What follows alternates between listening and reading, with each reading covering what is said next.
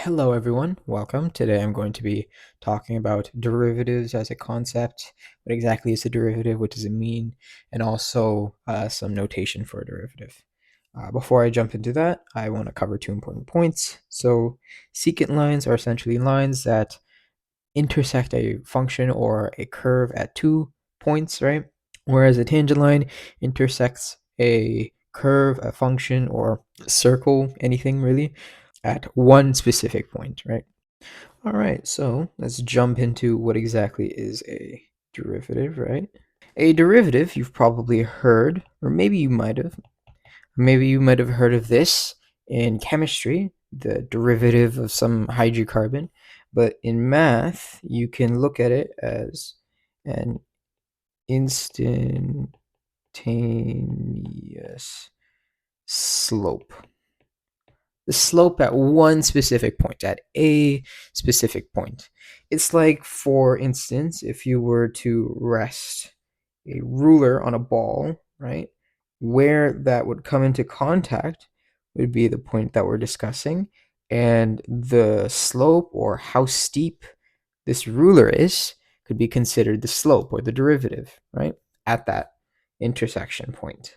You can also view this as the slope of the tangent line. Slope of this tangent line with reference to this point right here. All right, now let's dive into the limit definition of a derivative. So I'm just going to use the value x because that's how it's described, right? So any value x, right? If I were to put some point here, any value x, right? And I were to add some term, right? Let's say h. It would result in a corresponding increase in the height. We can label that as k, right?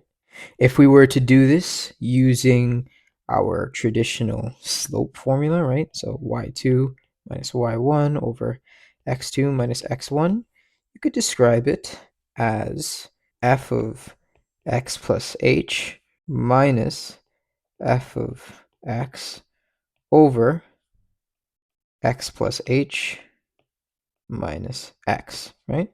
This is no different to the regular slope formula up here.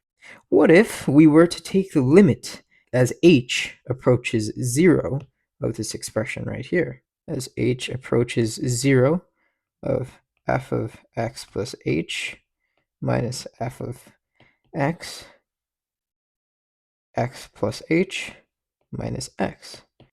Well, we have a function that we can use right here. So if we were to use x plus h squared, well, our function is x squared, right? So x plus h squared minus x squared over x plus h minus x, right? These two cancel out, and we're left with x squared over 2xh plus h squared minus x squared. These two cancel out, and we're left with the entire thing over h. If we were to take the limit as h approaches 0 of this, right? You have an h at the bottom, h at the top, you're going to get an indeterminate form. But if we were to simplify this further, we can get 2x over h.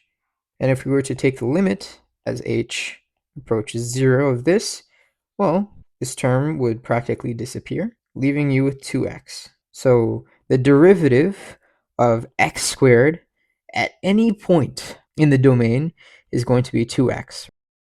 There are three main types of derivative notation.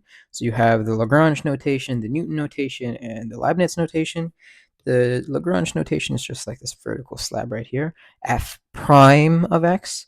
Newton's notation is this dot at the top, and Leibniz notation is this fraction kind of notation, right? So dy could represent an infinitely small change in y, whereas dx can represent an infinitely small change in x. You'll learn more about differentials later. There are understanding it like this is particularly helpful when it comes to later with integration, where you're summing up and infinitely, I'm getting ahead of myself. Just for now, you can view this as notation for a derivative. So f double prime of x is used to denote a second derivative, or the rate of change of a rate of change. A double dot is also used to denote the same thing, and d squared y over dx squared is used to denote a second derivative as well, and so on and so forth. There's one other thing I'd like to share. You won't need this for your introductory calculus course, but it doesn't hurt to share. So this del symbol, this curly d, is often used to represent a derivative with respect to one dimension, or a partial derivative. Well, you'll see this in multivariable calculus. The sum of these partial derivatives is also called the gradient, right? This is particularly useful later on with gradient descent. A lot of machine learning algorithms use gradient descent or backpropagation to learn how to do stuff. You'll also see this in the Navier-Stokes equations. It's all pretty fascinating stuff. But yeah, well, I hope you enjoyed this video, and I will see you in the next one.